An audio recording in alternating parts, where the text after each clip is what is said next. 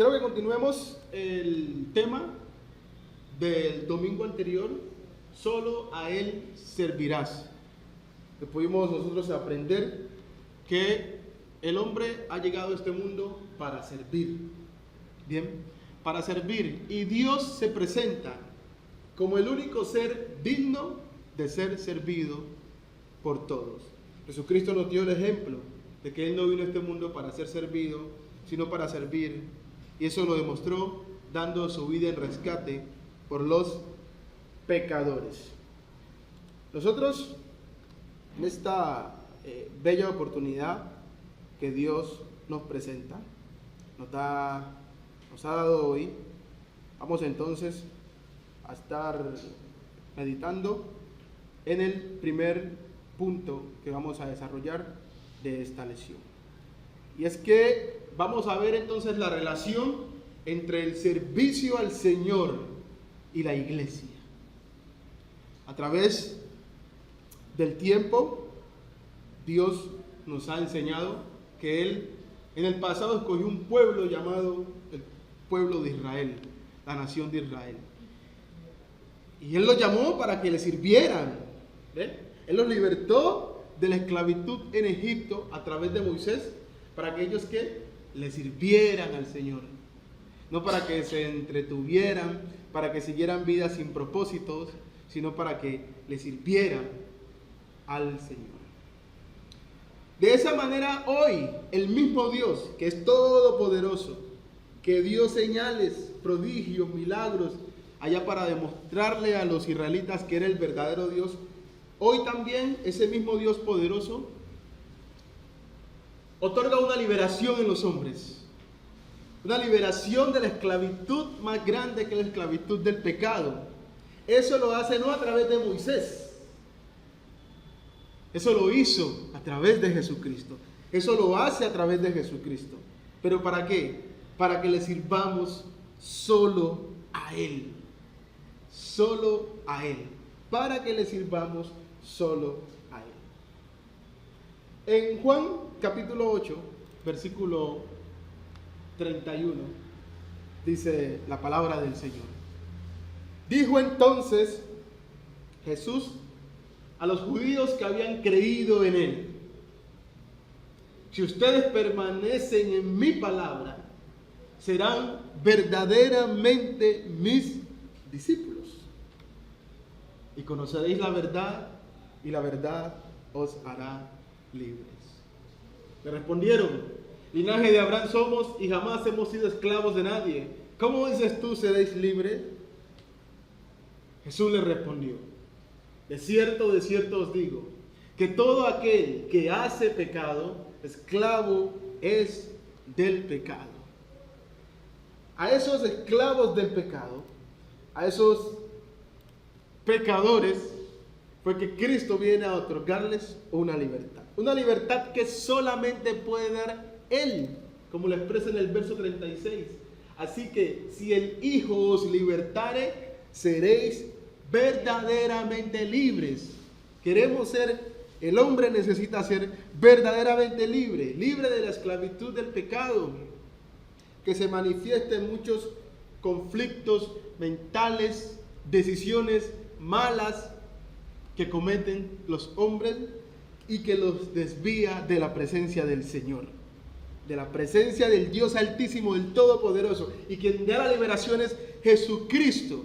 Entonces, en esta relación de pensar, bueno, si Él es mi libertador, Él me ha libertado para que yo le sirva, bueno, yo debo conocer ese libertador. Y vamos en este estudio, en el día de hoy, a conocer ese libertador. Porque para que haya una relación de servicio entre mi Señor y yo, mi libertador y yo, debo conocerlo a Él. Debo conocerlo a Él, porque en Él está la motivación para yo poderle servir. Vamos a conocer entonces a ese libertador, a Jesucristo. Mateo capítulo 16, versículo 3, dice: viniendo Jesús a la región de Cesarea de Filipo, preguntó a sus discípulos, diciendo: ¿quién dicen los hombres que es el Hijo del Hombre? es decir, Él mismo. Ellos dijeron, unos Juan el Bautista, otros Elías y otros Jeremías o alguno de los profetas. Y fíjense, y les dijo, ¿y ustedes y vosotros quién decís que yo soy? Ahora, podría parecer absurdo que Jesucristo le preguntara a sus discípulos que estaban caminando con Él, ¿quién era Él? ¿No sería normal que ellos supieran quién era Él? Pero les pregunta, ¿y ustedes quién dicen que yo soy?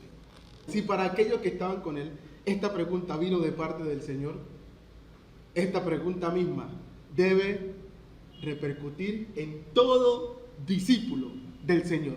En todo aquel que se considere discípulo del Señor, pensar, ¿quién es el Hijo del Hombre? ¿Quién es Él? Esa es una pregunta de mucha reflexión para lo que vamos a desarrollar en este tema de que solo a Él debemos servir. Dice el versículo 16, respondiendo Simón Pedro, digo, tú eres el Cristo, el Hijo del Dios viviente. Entonces le respondió Jesús, bienaventurado eres, Simón, hijo de Jonás, porque no te lo reveló carne ni sangre, sino mi Padre que está en los cielos. ¡Wow! Él es el Hijo del Dios viviente. Versículo 18. Y yo también te digo que tú eres Pedro, y sobre esta roca edificaré mi iglesia, y las puertas del Hades no prevalecerán contra ella. Y a ti te daré las llaves del reino de los cielos, y todo lo que atares en la tierra será atado en los cielos, y todo lo que desatares en la tierra será desatado en los cielos. Aquí vemos esta grandísima revelación de Jesucristo, el Hijo del Hombre, como el Cristo, el Hijo del Dios viviente, quien prometió que bajo esa verdad iba a edificar una iglesia que ni las puertas del Hades ni la muerte podía destruir. Y el apóstol Pedro le comisiona como aquel que iba a abrir, iba a dar apertura a ese reino, a esa iglesia de personas que él iba a libertar del pecado con la autoridad que tiene. Entonces, él, el Hijo de Dios, en vida declaró, él hizo declaraciones. Eso es lo contundente de la fe de nosotros, que él declaró y probó lo que afirmó. Él declaró ser igual al Padre, por ejemplo. ¿Cómo? En obra, gloria y autoridad. Y en estos versículos vamos a ver esa declaración, pero a lo largo del estudio vamos a ver cómo él prueba esa declaración. En Juan capítulo 5, versículo 17 dice la palabra, y Jesús le respondió, mi Padre hasta ahora trabaja y yo trabajo. ¿Cuántos hay ahí? Dos, su Padre y él. Dos personas trabajando. Mi Padre está trabajando y yo también estoy trabajando. Jesús dice, yo estoy trabajando. Él en la tierra y el Padre en los cielos en ese momento. Y los dos estaban trabajando. Dos, Padre e Hijo. Versículo 18. Por esto los judíos aún procuraban matarle. ¿Por qué? Porque no solo quebrantaba el día de reposo, según ellos, sino que también decía que Dios, el Padre, era su propio Padre, haciéndose, ¿cómo? Igual a Dios. La declaración de que Jesucristo es el Hijo de Dios, ¿qué significa? Significa que Él es igual a Dios. Es decir, que tiene la misma autoridad, poder, obra, gloria que tiene el Padre Celestial. Y lo va a seguir afirmando. Respondió entonces Jesús y les dijo, de cierto os digo, no puede el Hijo hacer nada por sí mismo, sino lo que ve hacer al Padre, porque todo lo que el Padre hace, también lo hace el Hijo igualmente. Ahí está. Lo que hace el Padre, lo hace el Hijo igualmente. Si el Padre crea esto, el Hijo también lo puede crear. Si el Padre resucita muertos, el Hijo también puede resucitar muertos. Si el Padre perdona pecados, el Hijo puede perdonar pecados. El Hijo puede hacer exactamente todo lo que hace el Padre. Dígame un hombre, aparte de Cristo, que haya venido a este mundo, que haya declarado lo mismo y que lo haya cumplido. No hay nadie. Nadie, ningún ser humano, ningún mortal puede hacer igualmente todo lo que hace el Padre Celestial. Porque si no, porque si eso fuera así, el hombre sería independiente de Dios, ¿o no? Si yo puedo hacer lo mismo que el Padre, yo sería independiente de Dios. No necesitaría a Dios. ¿Ven? Jesucristo, lo interesante aquí, puede hacer las mismas cosas, igualitas, que hace el Padre Celestial. Eso ya tiene que decirnos algo a nosotros, ¿cierto? Eso tiene que llamar y motivar a nosotros sobre la identidad divina de Jesucristo, sobre su poder. Y sigue diciendo, porque el Padre ama al Hijo y le muestra todas las cosas que Él hace y mayores obras que éstas le mostrará, de modo que ustedes se van a asombrar, se van a maravillar.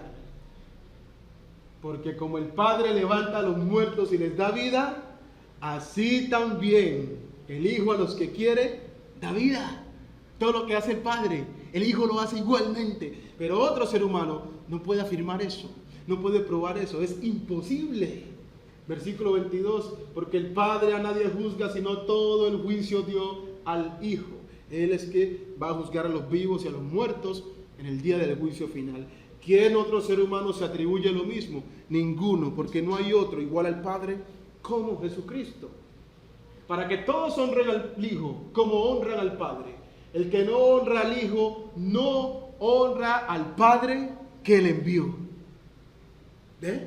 La misma honra, el mismo estatus, el mismo honor, la misma gloria que los hombres pretenden rendirle al Padre, dice la Escritura, que deben rendirle también al Hijo.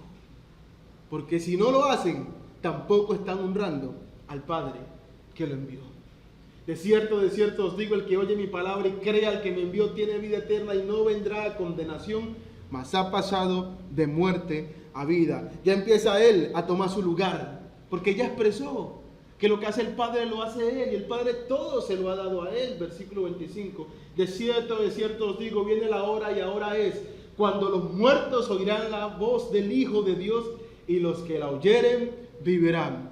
Aquí específicamente se refiere a los muertos, a los esclavos del pecado, a los muertos espiritualmente, que oyen la voz del Hijo de Dios, van a tener vida. La vida espiritual, la reconciliación con Dios está en las palabras de Jesucristo. Porque como el Padre tiene vida en sí mismo, así también ha dado al Hijo el tener vida en sí mismo. Y también le dio autoridad de hacer juicio por cuanto Él es el Hijo del Hombre. Y ya sabemos quién es el Hijo del Hombre. El Cristo, el Hijo del Dios viviente. Ese es el Señor, a quien solo a Él debemos servir. Solo a Él debemos servir. Miremos lo que declaró Jesucristo en Juan capítulo 10, versículo 30. Yo y el Padre, uno somos. No significa que sean la misma persona. Ojo, no significa que sean la misma persona. Error denominacional. Error de muchas sectas. No significa que sean la misma persona. Uno solo son. ¿En qué? En que comparten la misma gloria, el mismo poder y la misma autoridad. Así como dice que el marido y su mujer serán una sola carne. Pero no una sola persona, no se refiere. ¿Cómo van a ser una sola persona? No, pero sí pueden ser uno en unidad, en pensar lo mismo, en tener la misma relación, en seguir el mismo propósito. De esa manera, dice, yo y el Padre somos uno. Pero parece que a cierto grupo de personas no les gustó esa declaración. Entonces los judíos volvieron a tomar piedras para apedrearle. ¿Pero qué tiene esta declaración? Yo y el Padre somos uno. ¿Qué tiene esa declaración que lleva a ellos a actuar de esta manera? Jesús le respondió, muchas buenas obras os he mostrado de mi Padre. ¿Por cuál de ellas me apedreáis? ¿Por qué me van a apedrear? ¿Por cuál de las obras me van a apedrear? Le respondieron los judíos diciendo, por buena obra no te apedreamos, sino por la blasfemia por la ofensa, por el insulto que has hecho al Dios viviente. ¿Cuál fue el insulto que él hizo? Porque tú siendo hombre, te haces Dios. Es decir, que cuando él dijo, yo y el Padre somos uno, él se está haciendo igual a Dios. Él se está haciendo como Dios. ¿Ve las implicaciones grandísimas? Es decir, que él tiene la misma potestad de Dios, el Padre Celestial. Y eso es lo que intenta transmitirle a los judíos. Por eso en el versículo 36 dice, pregunta a Cristo, al que el Padre santificó y envió al mundo, vosotros decís, tú blasfemás porque dije, hijo de Dios soy. Comiencen a relacionar, yo y el Padre somos uno, quiere decir que él se hace Dios, igual a Dios, que es la misma definición de la expresión hijo de Dios. Cuando Cristo afirmó ser el Hijo de Dios, está afirmando que Él tiene la misma naturaleza del Padre Celestial. Puede hacer las mismas cosas que hace el Padre Celestial. Así como el Hijo de los hombres, los hijos de los hombres pueden hacer las mismas cosas que hacen sus padres. ¿Ve? ¿Por qué? Porque comparten la misma naturaleza humana.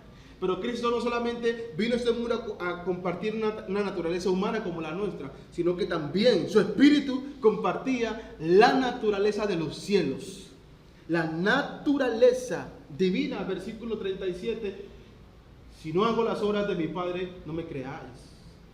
Mas si las hago, aunque no me creáis a mí, creed a las obras, para que conozcáis y creáis que el Padre está en mí y yo en el Padre.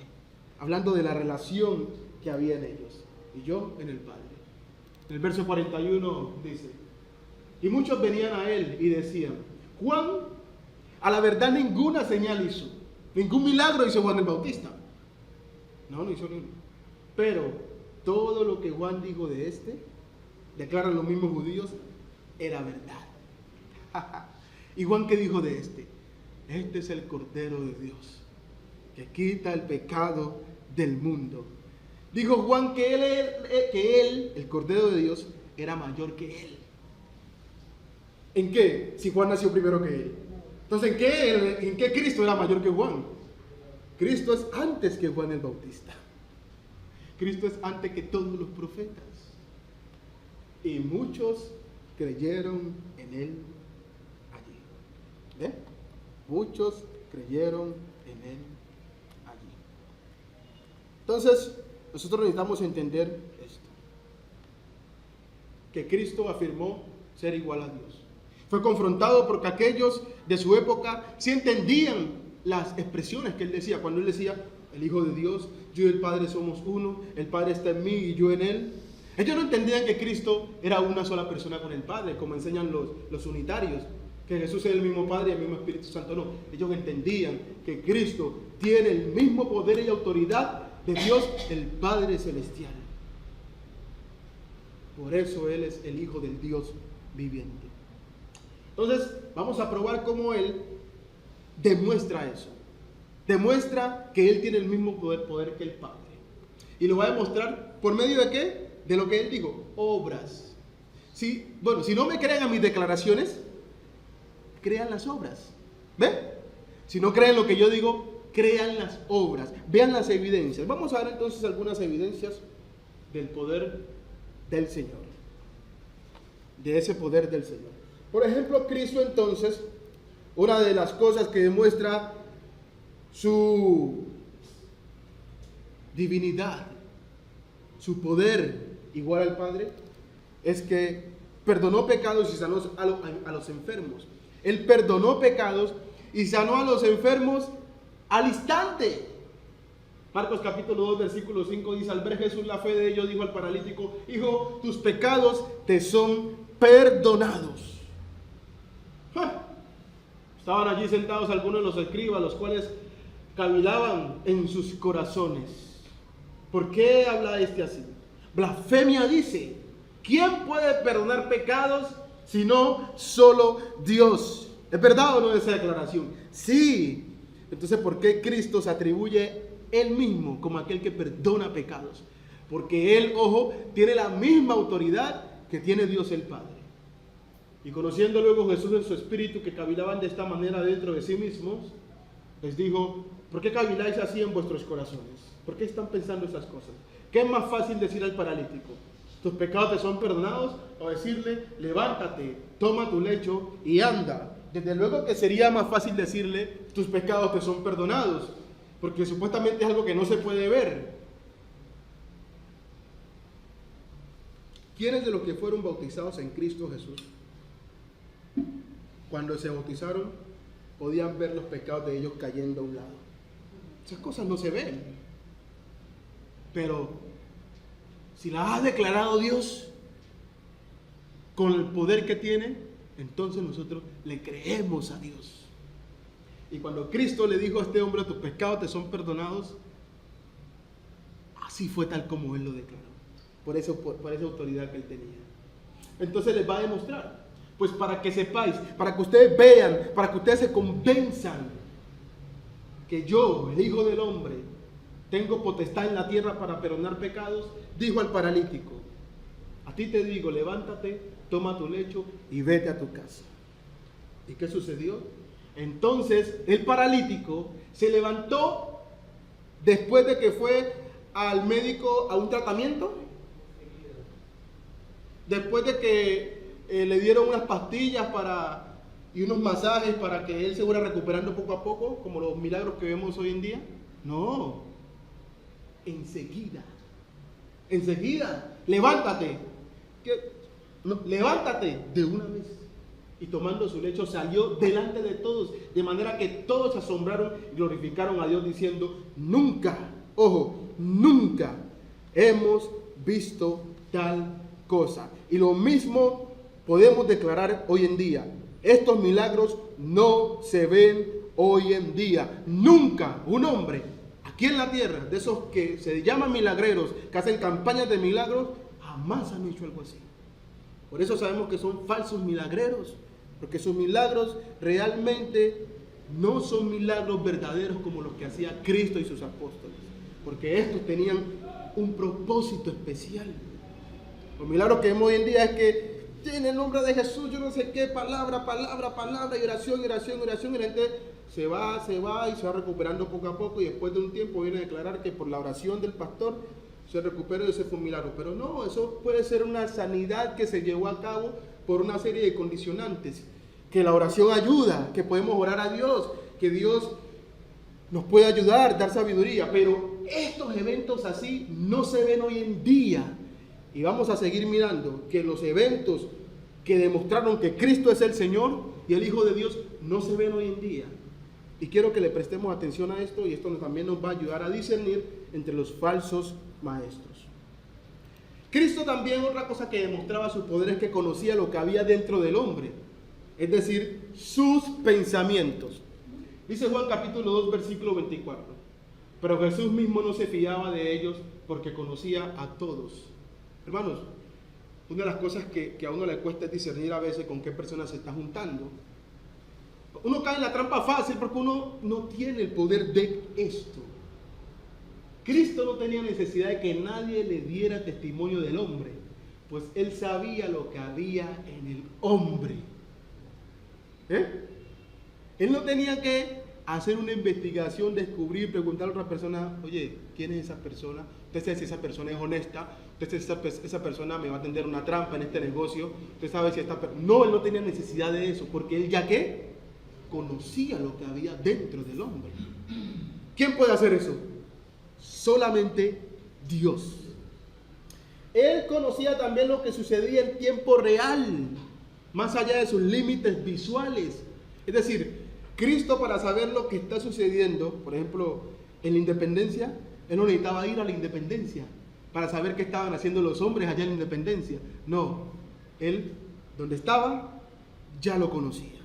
Y así lo demuestra. Juan capítulo 1, versículo 45 dice, Felipe halló a Natanael y le dijo, hemos hallado a aquel de quien escribió Moisés en la ley, así como los profetas, a Jesús, el hijo de José de Nazaret. Natanael le dijo, ¿de Nazaret puede salir algo bueno? Le dijo Felipe, bueno, venga y vea. Cuando Jesús vio a Natanael que se le acercaba, vea, Natanael no estaba con Jesús. Cuando Jesús vio a Natanael que se le acercaba, dijo de él, he aquí un verdadero israelita en quien no hay engaño. ¿De dónde lo conocían? Le dijo Natanael, ¿de dónde me conoces? Respondió Jesús y le dijo, antes que Felipe te llamara, cuando estabas debajo de la higuera, te vi. No estaban juntos, te vi, porque los ojos de Dios están puestos sobre todos los hombres. Los ojos de Dios recorren la tierra para ver las acciones de todos los hombres, en lo más profundo, en lo más oscuro, en la habitación más lejana, en la montaña más allá de todo. Dios puede ver dónde están los hombres y puede ver sus acciones. Y Jesús está demostrando tener ¿qué? El mismo poder de Dios. También demostró su autoridad sobre los espíritus inmundos, como lo declara la Biblia, los demonios. Lucas capítulo 4, versículo 33.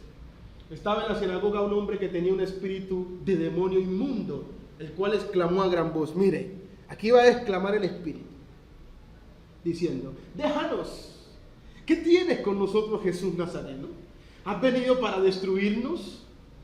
Yo te conozco, ¿quién eres? El Santo de Dios. Jesús le reprendió diciendo, cállate, cállate y sal de él. Mire lo único que necesitaba decir él. Lo único que necesitaba hacer, cállate y sal de él. Entonces el demonio derribándole en medio de ellos, salió de él, de la persona, y no le hizo daño alguno. Y estaban todos maravillados, asombrados, y hablaban unos a otros diciendo, ¿qué palabra es esta? Que con autoridad, vea, con autoridad. Esto no es gritar. Usted vio, con autoridad no es gritar. Como algunos que salen en el nombre de Jesús, te reprendo, que no sé qué, y piensan que entre más gritan, entonces van a hacer una liberación de demonios. ¿Qué Cristo le dijo? Cállate y sal de él. Cállate y sal de él. Cállate y sal de él. ¿Y qué la gente se preguntaba? ¿Qué palabra es esta que con autoridad y poder manda a los espíritus inmundos y obedecen? Ellos obedecen. Y su fama se difundía por todos los lugares de los contornos. La fama de que él tenía ¿qué? La autoridad de mandar a los demonios. También demostró su poder resucitando a los muertos. Jesús, profundamente conmovido, otra vez vino al sepulcro. Era una cueva y tenía una piedra puesta encima. Y dijo Jesús, quitad la piedra, Marta, quitad la piedra. Marta, la hermana del que había muerto, le dijo, Señor, ya está oliendo a podrido, ya huele mal, porque ya llevaba 4 días muerto. Yo no sé qué tipo de preparación hacían a los muertos allá, pero hoy utilizan el formol y todo eso, y ciertos componentes, buscando precisamente eso, ¿no? Conservar un poco. Pero bueno, ya habían pasado 4 días, sí o sí, comienza ¿qué? Comienza a oler, porque el cuerpo se descompone sin vida, no tiene espíritu, se comienza a descomponer. ¿Cómo habría estado Lázaro? Ya el cuerpo de Lázaro, ¿cómo habría estado allí? Y ya por eso dice, Señor, ya huele mal. Jesús le dijo, ¿no te he dicho que si crees, verás la gloria de Dios? Oh, impresionante. Entonces quitaron la piedra de donde había sido puesto el muerto. Donde había sido puesto el muerto. Y Jesús, alzando los ojos a lo alto, dijo, Padre, gracias yo doy por haberme oído. Ahora, ¿por qué él dice eso? Yo sabía que siempre me oyes, pero lo dije por causa de la multitud que está alrededor. ¿Para qué? Para que crean que tú me has enviado. Y habiendo dicho esto, clamó a gran voz, Lázaro, ven fuera. Como cuando una persona está dormida y uno la llama. Mercedes, despiértese. Daniel, nos vamos para la iglesia, despiértese, hijo. Y escucha la voz del que está dormido y se despierta. Le habla a los muertos como si fueran personas que estuvieran ¿qué? Durmiendo. Como si nada. Lázaro, ven fuera. ¿Y qué creen que pasó? Y el que había muerto salió. Sería, qué estupendo que hoy un hombre pudiera hacer eso. ¿Qué hombre ha hecho eso aquí en la tierra? Después de Cristo y sus apóstoles, estos milagros cesaron. Ya lo vemos, que los muertos se levantan. Salió el muerto, atadas las manos y los pies con vendas y el rostro envuelto en un sudario. Jesús le dijo: desatadle y dejadle ir. Entonces muchos de los judíos que habían venido para acompañar a María y vieron lo que hizo Jesús, creyeron en Él. Vean el propósito, que creamos en Él. Cristo, lo más feroz de la naturaleza, dominó. ¿Cuáles son las cosas que más los hombres le tienen miedo a la naturaleza? Los vientos y los mares. Los vientos. Aquí en tierra usted sobrevive, pero el mar es otra cosa. Y el mar, cuando dice voy, no hay capitán, no hay barco, no hay modelo de barco que se le resista al poder del mar. Cuando él dice voy, voy. Marcos capítulo 4, versículo 35 dice: aquel día, cuando llegó la noche, les dijo: pasemos al otro lado. Y despidiendo a la multitud, le tomaron como estaba en la barca, y había también con él otras barcas. O sea, habían varias barcas. Versículo siguiente: pero se levantó una gran tempestad de viento y echaba las olas en la barca, de tal manera que se estaban hundiendo. Ellos se estaban hundiendo. Y él estaba en la popa. ¿Cómo estaba él? Miren cómo estaba, durmiendo sobre un cabezal. Estaba tranquilito. ¿Ustedes creen que va a haber una tormenta? ¿Ustedes se acuerdan la historia de Jonás? Que el Señor desató esa tormenta. ¿Acaso ellos se quedan dormidos? O el mismo Jonás, la gente estaba escandalizada. ¿Qué está pasando aquí? Nos vamos a hundir. Y le despertaron y le dijeron: maestro, ¿no tienes cuidado de nosotros que estamos pereciendo? Vea la actitud de los mortales nosotros. Maestro, ayúdanos. Y levantándose, mire lo que hizo. Reprendió el viento. ¡Ja! Y dijo al mar: calla, enmudece. Y cesó el viento y se hizo gran bonanza. Realmente esto es algo que no puede suceder en este tiempo. O sea, si esto sucediera en ese tiempo,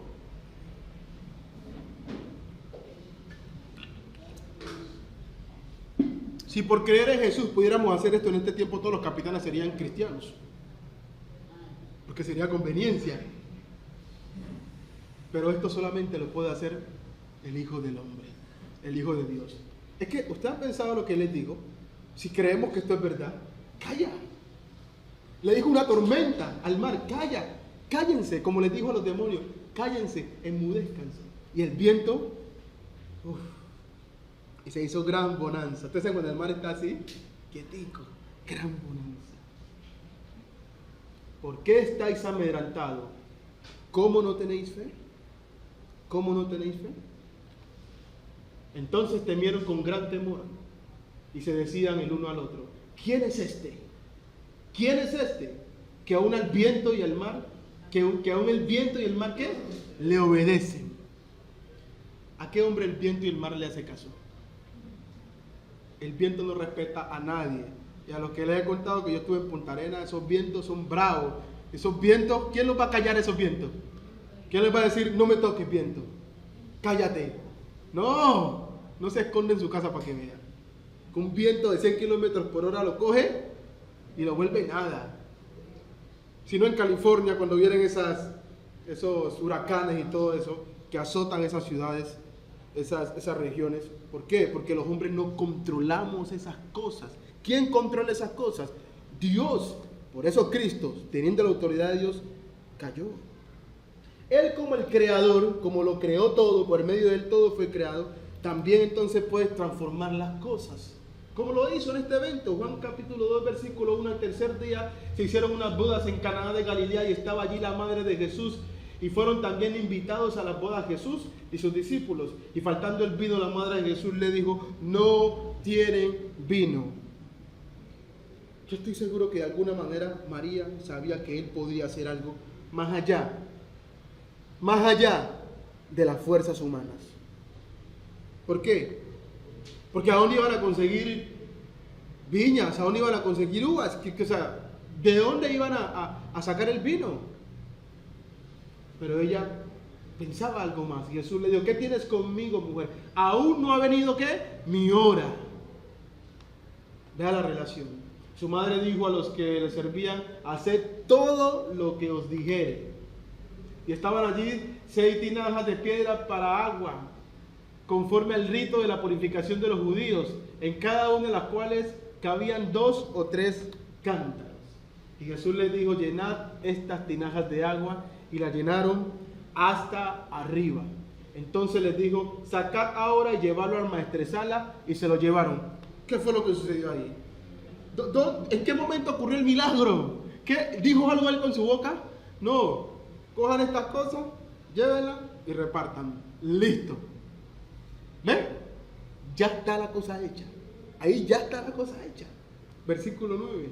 Cuando el maestresala probó el agua hecha vino ya. ¿A qué hora? ¿Qué él dijo? ¿Qué él dijo? ¿Agua conviértete en vino? No. Simplemente mandó que hicieran las cosas. Y el maestresala, cuando probó el agua en vino, sin saber él de dónde era, aunque lo sabían los sirvientes que habían sacado el agua, llamó al esposo y le dijo: todo hombre sirve primero el buen vino, y cuando ya ha bebido mucho, entonces el inferior. Mas tú has reservado el buen vino hasta ahora. Versículo 11 es la clave de por qué llevó a cabo ese milagro.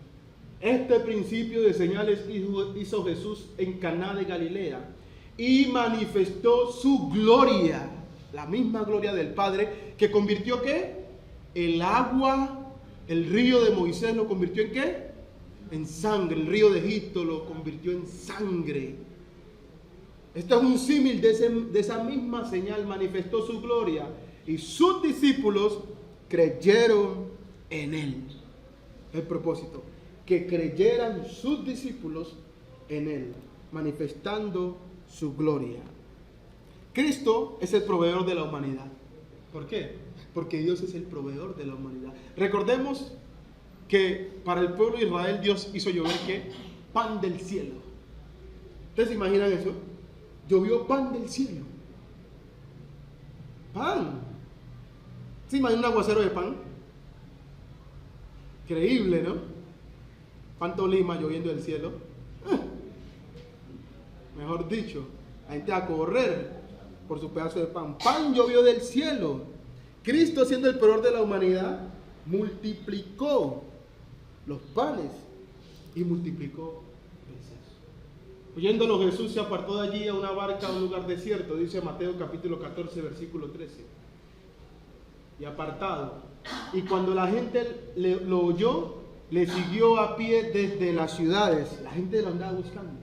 Y saliendo Jesús, vio una gran multitud y tuvo compasión de ellos. Y sanó a los que de ellos estaban enfermos. Cuando anochecía, se acercaron a él sus discípulos diciendo: el lugar es desierto y la hora ya pasada. Despide a la multitud, manda a la gente para su casa, para que vayan por las aldeas y compren de comer. Sería lo normal, ¿no? Ya está tarde, que la gente vaya, porque eso no era que usted sale y coge un taxi. No, la gente pues tenía que caminar normalmente. Y ahora iba a llegar a su casa a resolver y todo eso, y la comida y la leña, no había gas natural, ¿o qué? No, pero Jesús les dijo: no tienen necesidad de irse, dadles vosotros de comer.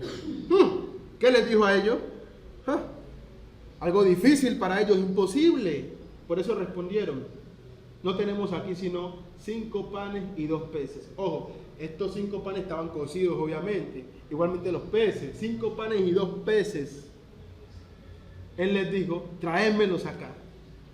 Entonces mandó a la gente recostarse sobre la hierba, y tomando los 5 panes y los 2 peces, vea la logística, mandó a que la gente se ordenara, tomando los 5 panes y los 2 peces, y levantando los ojos al cielo, bendijo y partió y dio los panes a los discípulos y los discípulos a la multitud. Y aquí aprendemos un principio de cómo la palabra se reveló al hombre. Cristo dio a los apóstoles y los apóstoles dan el pan de vida a las personas. Cristo dio el pan de vida a los apóstoles y los apóstoles dan el pan de vida al mundo entero a través del Nuevo Testamento. Cristo bendijo, les dio a ellos y ellos iban repartiendo. Y ellos en ese momento no se estaban dando cuenta que seguían repartiendo, Ya habían repartido más de 5. Yo, si estoy en medio de ellos, cuando reparto los primeros 5, me llama la atención eso. Ojo, ya, ¿por qué seguimos repartiendo y solamente teníamos 5? Pero seguían. ¿Por qué seguimos repartiendo peces si teníamos nada más 2? Pero seguían dando peces. Increíble. Y comieron todos y se saciaron. Esto es importante, porque probablemente un israelita, que usted sabe que a esa gente le tocaba caminar, ¿usted cree que con un pan, no sabemos el tamaño del pan, o un pez ya se iban a llenar? Quizás de pronto el que no se haya llenado, oiga, tíreme 2. Oiga, yo quiero 3 pescaditos ahí. Pedro, ahí yo me como mis 3 panes, Pedro. Tengo mis 3 panes y yo me como mis 3 panes. ¿Ve? Y recogieron lo que sobró de los pedazos, 12 cestas llenas. Tras que todo el mundo se sació, sobró y lo recogieron. Y los que comieron fueron como 5,000 hombres, sin contar las mujeres y los niños. 5,000 hombres no llena el parque, sin contar sus mujeres y sus hijos. ¿Sí? ¿Lo llena? Lo taquea. Imagínense darle comida a toda esa gente y hasta que ellos se llenen y que de eso sobre. ¿Por qué? Porque Él es el proveedor. Él es el proveedor. Los hombres para hacer eso tienen que, mejor dicho, hacer campaña, hacer un poco de cosas. Estas entidades sin ánimo de lucro y financian. Y cuando algo se reparte supuestamente gratis, eso realmente no sale gratis aquí en este mundo. Cuando alguien da algo gratis, realmente no es gratis. Detrás de eso, todo hay una financiación. Para todo en este mundo las cosas son financiadas. Eso tenemos que tenerlo claro. Para todo en este mundo las cosas son financiadas. Pero aquí está demostrando Cristo que Él es el proveedor de la humanidad. Aquel que nos manda que le sirvamos es el proveedor de la humanidad. Él está por encima de las leyes naturales. A Él no le afectan. ¿Por qué? Porque Él caminó sobre los mares. Dice en Mateo capítulo 14, versículo 22, enseguida Jesús hizo a sus discípulos entrar en la barca e ir delante de Él a la otra ribera, entre tanto que Él despedía a la multitud. Despedida la multitud, subió al monte a orar aparte, y cuando llegó la noche estaba allí solo. Y ya la barca estaba en medio del mar, azotada por las olas, porque el viento era contrario. Ojo. Mas a la 4ª vigilia de la noche, Jesús vino a ellos andando sobre el mar. Jesús vino a ellos andando sobre el mar. O sea, este evento es irreplicable.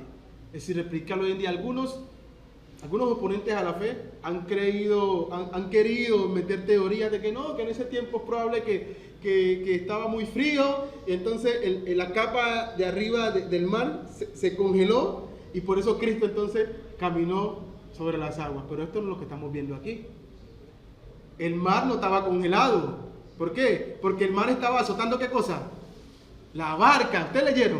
El mar estaba azotando la barca. Entonces esa teoría se tumba. Él vino literalmente andando sobre el mar. Increíble. Y los discípulos viéndole andando sobre el mar se turbaron, obviamente. Uno se ha espantado, ¿no? Yo voy viajando, salgo en una barca cuando veo a un hombre caminando. O sea, eso para mí es una locura. Y ellos por eso dijeron, ¡un fantasma! Dieron voces de miedo. Claro, ¿qué vamos a empezar nosotros? Maranuya va para Huanchaco, y cuando ve a alguien por ahí caminando en el mar, usted dice, ¿o estoy soñando? ¿O qué será que está pasando? ¿Yo qué me tomé para ver un hombre caminando sobre las aguas? Ellos dijeron, un fantasma. Pero enseguida Jesús les habló diciendo, tened ánimo, yo soy. No soy un fantasma, yo soy, no temáis. Entonces le respondió Pedro, el más osado, y dijo, Señor, si eres tú, manda que yo vaya a ti sobre las aguas. Pedro fue, después de Cristo, el único que caminó sobre las aguas. ¿Por qué? Porque él así se lo permitió. Y él le dijo, ven. Y descendió Pedro de la barca, y descendiendo Pedro sobre la barca, andaba sobre las aguas para ir a Jesús. Para ir a Jesús. Qué poder tan grande. Luego vemos que Pedro se hunde, pero ¿por qué? No porque haya fallado el poder, porque Cristo no se hundió, sino por la falta de fe de Pedro, porque quitó la mirada del Señor. Al ver el fuerte viento tuvo miedo y comenzando a hundirse dio voces diciendo, Señor, sálvame. ¿Por qué? Porque se puso a fijar en las cosas que están pasando alrededor y le quitó la mirada en las circunstancias. En un momento Jesús, extendiendo la mano, asió de él y le dijo, hombre de poca fe, ¿por qué dudaste? Entonces la duda viene, y aprendemos este principio, cuando quitamos la mirada del que tiene poder de controlar todas las cosas. Él hablaba entonces con autoridad. Cuando terminó Jesús esta palabra, la gente se admiraba de su doctrina. ¿Por qué se admiraban de su doctrina? Porque les enseñaba como quien tiene autoridad y no como los escribas. Mateo capítulo 7, versículo 29. Estaba él enseñando y la gente que se admiraba de su doctrina. Porque enseñaba como quien tiene autoridad. ¿Qué significa esto? Vamos a leerlo en Mateo capítulo 5, versículo 38.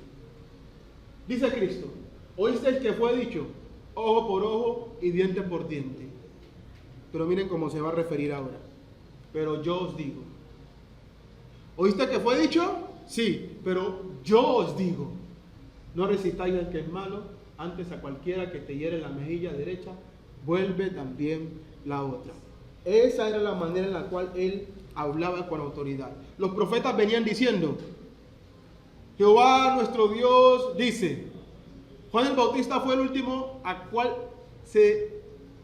cual la escritura dice que vino palabra de Dios a Juan. Y todos los profetas hablaban así. Esto es lo que ha dicho Jehová. Pero Cristo no hablaba así. Cristo decía, yo os digo. ¿Por qué? Porque Él tiene la misma autoridad que Dios el Padre.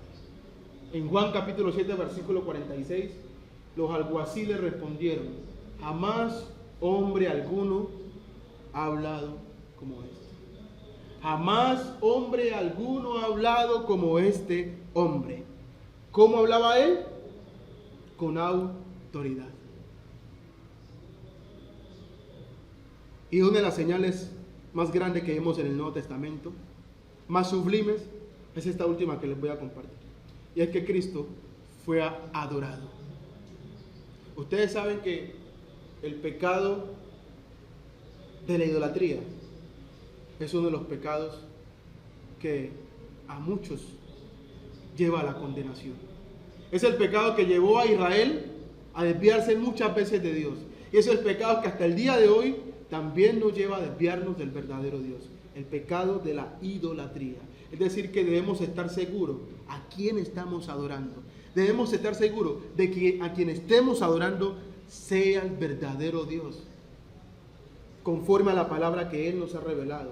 En Mateo capítulo 28, versículo 16 dice, pero los 11 discípulos se fueron a Galilea, al monte donde Jesús les había ordenado. Los discípulos. Versículo 17. Y cuando le vieron sus discípulos, le adoraron. Pero algunos dudaban. Cuando le vieron sus discípulos, le adoraron. Los discípulos de Cristo, todos, estos discípulos de Cristo, todos eran judíos. Y ustedes sabían que los judíos conocían la ley de Moisés, que decía que al Señor, tu Dios, solamente había que adorar. Entonces, ¿por qué ellos están adorando a Jesús aquí? Si ellos conocían que solamente a Dios debían adorar. De hecho, Cristo, en su tentación, la tentación que sufrió de parte de Satanás, Satanás le dijo, todo esto se daré si postrado me adoras. Y miren lo que respondió Jesús. Vete, Satanás, porque escrito está. Lo que conocían los judíos, al Señor tu Dios adorarás. Entonces, ¿por qué los discípulos estaban adorando a Jesús? ¿Por qué? Porque al Señor tu Dios adorarás. Porque Jesús es el digno de recibir la misma gloria que el Padre Celestial.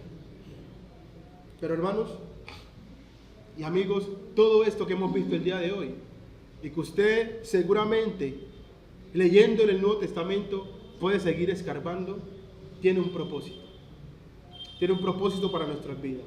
Cristo nos liberta del pecado para que le sirvamos, pero no creyendo a alguien ciego o no creyéndole a alguien ciegamente, sino que Él demostró quién era Él. Y espero que con estas señales algo de Él podamos ver, algo de Él nos motiva a decir, estamos sirviendo realmente al Rey que nada en este mundo se le resiste, al Rey que es todopoderoso igual que el Padre Celestial. Todos los versículos que hemos leído, esta es la primera vez que yo predico un mensaje y todos los versículos están en Mateo, Marcos, Lucas y Juan. No he citado a ninguno de los apóstoles. A las declaraciones de los apóstoles, a las cartas de los apóstoles, a los hechos de los apóstoles, Mateo, Marcos, Lucas y Juan. ¿Ven? Mateo, Marcos, Lucas y Juan, que son los versos que nos hablan del Señor. Por eso, varias señales del Señor Jesús quedaron registradas en esos 4 libros. Si usted quiere conocer las señales de Jesús, los milagros de Cristo, para saber quién es el Señor a que usted sirve, debe entonces escudriñar. Esa es la lección, o una de las lecciones. Mateo, Marcos, Lucas y Juan. Porque lo que está escrito en estos libros tiene ese propósito. Por ejemplo, dice Juan capítulo 20, versículo 30. Hizo además Jesús muchas otras señales en presencia de sus discípulos, las cuales no están escritas en este libro. Pero estas, las que sí escribió Juan, se han escrito para que creáis que Jesús es el Cristo, el Hijo de Dios, y para que creyendo tengáis vida en su nombre. Ya no necesitamos verlo a él caminando sobre las aguas. Ya no necesitamos ver que Él levanta un muerto.